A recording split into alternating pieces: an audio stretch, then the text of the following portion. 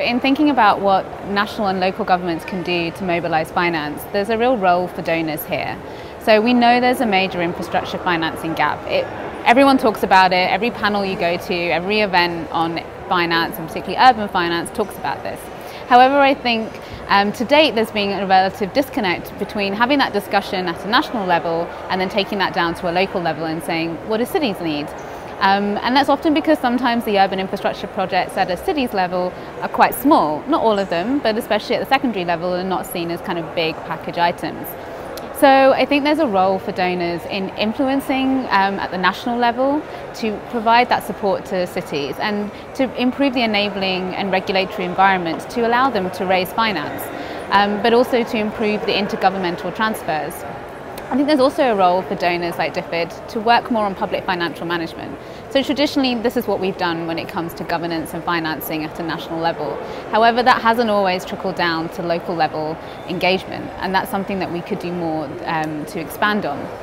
And then I think there's also just a broader point around influencing national level governments to understand that the importance of urban infrastructure in a wider national development kind of, I guess, conversation, that actually if urbanisation is happening, it's not going to stop.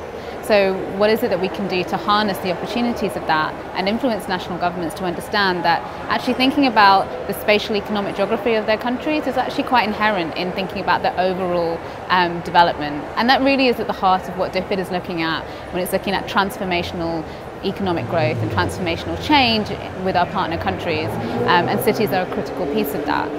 So I think it's both working at the national level but also at the cities level to engage with them, whether that's building capacity and providing the right technical assistance, but also it's just bringing some of those conversations which just usually happen at a national level on infrastructure down to the local level, whether that is about different financing mechanisms on land value capture, or it's about improving tax reforms. And there's some really interesting work going on through a program that we fund called the International Growth Centre in Pakistan that's looked at tax reform, and so there's some really influential findings coming out of that.